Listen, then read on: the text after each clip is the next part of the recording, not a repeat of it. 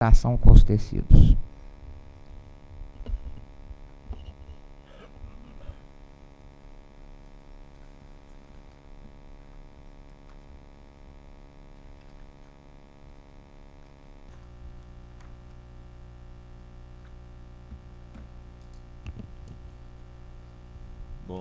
Bom dia a todos, aos corajosos.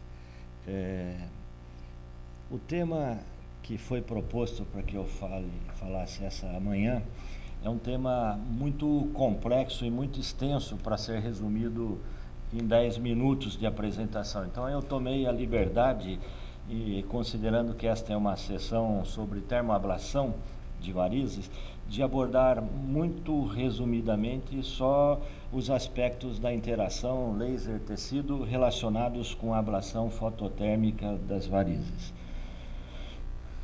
Então, os mecanismos de interação que podem ocorrer quando a luz é aplicada sobre o tecido biológico são múltiplos e são as características específicas dos tecidos e os parâmetros de emissão do laser que contribuem para essa diversidade. Então, as propriedades ópticas mais importantes dos tecidos são o coeficiente de reflexão, o coeficiente de espalhamento e o coeficiente de absorção.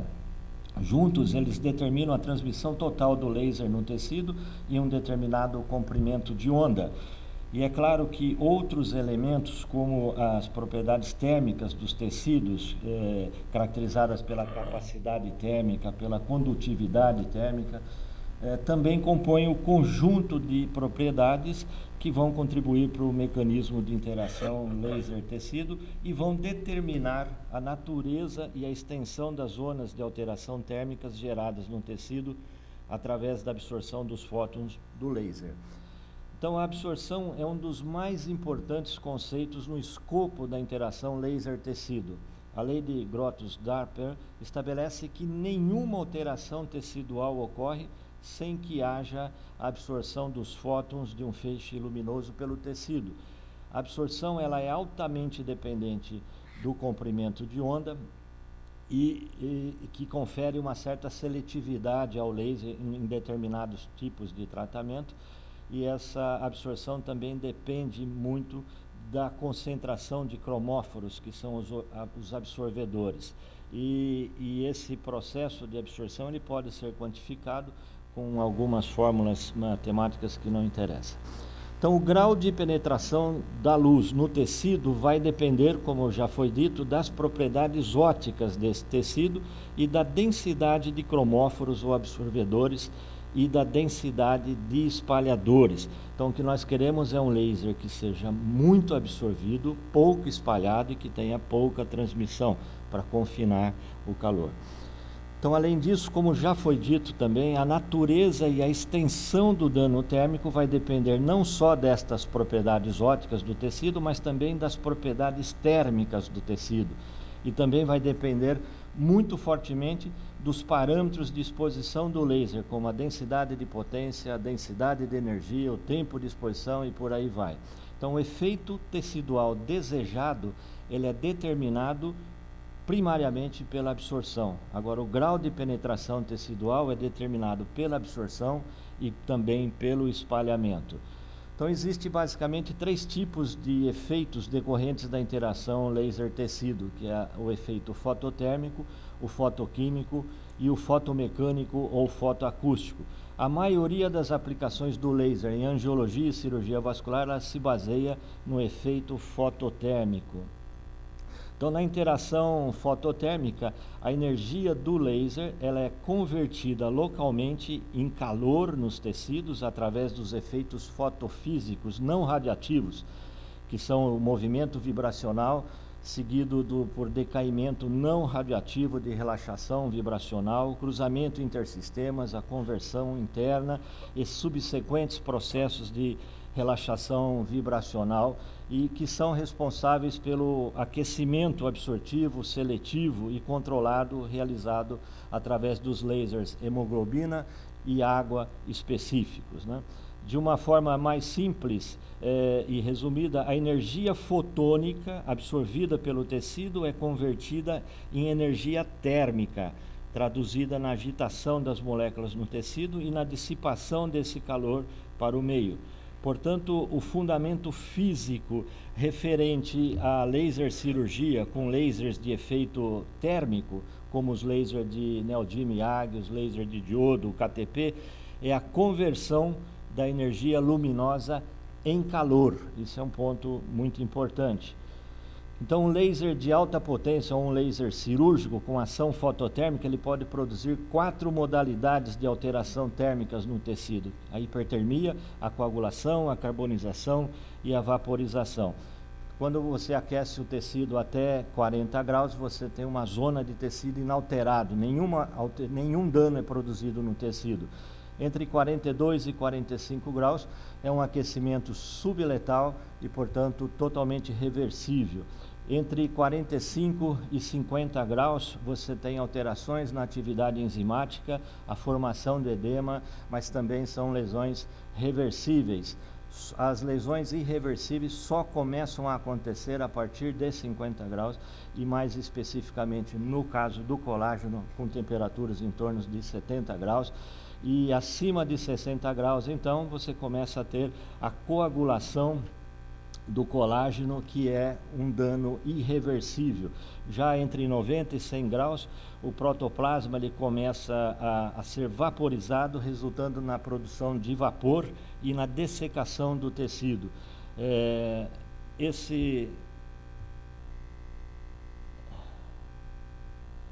Então, todo esse entendimento é muito importante e é a base para compreender o mecanismo de ação do endolaser, que na ablação endovenosa com o laser, as temperaturas intraluminais, elas podem elevar-se acima de 100 graus e até há pouco tempo se achava que isso era devido à especificidade do comprimento de onda que era utilizado com a hemoglobina. Entretanto, em estudos recentes de Van den Bos, ficou demonstrado que este perfil de temperatura, eles se mostram completamente independentes do comprimento de onda, ou seja, o uso de diferentes comprimentos de ondas não influenciam no perfil de temperatura. E aqui está a prova física disso, que esse é um trabalho que havíamos concluído em 87, mostrando o perfil de temperatura com o laser 980 em uma situação real de tratamento, medindo a temperatura intra e perivenosa, e atualmente nós estamos reproduzindo esse estudo com laser 1470, e aqui vocês podem ver que não há absolutamente nenhuma diferença no perfil de temperatura entre esses dois equipamentos. Então, diferentes mecanismos de ação do laser foram propostos nos últimos anos, como o primeiro foi a formação da bolha de vapor. Depois, o contato direto da fibra óptica com a parede venosa.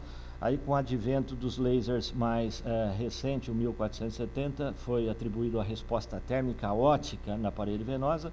E, mais recentemente, a difusão do calor da ponta da fibra, causando um dano térmico no vaso. Então, esse último mecanismo que foi proposto por Amsaib e Van den Bos baseado na medida da temperatura na ponta da fibra, que atinge cerca de 1000 graus e algumas vezes causando o derretimento da ponta da fibra.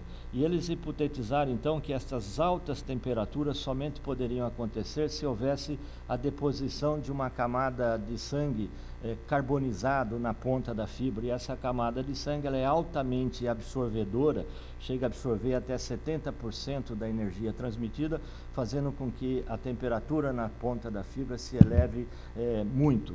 E para testar essa hipótese, então, eles realizaram um estudo com uma tomografia de coerência óptica para avaliar o coeficiente de transmissão nas fibras usada clinicamente com diferentes tipos de laser, comparando com uma fibra óptica sem uso.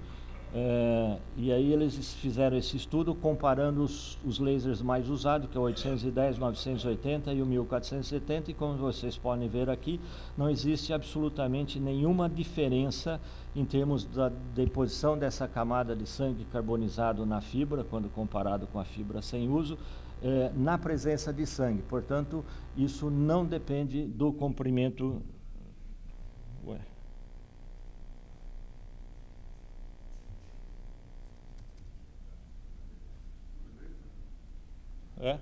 Deve ser.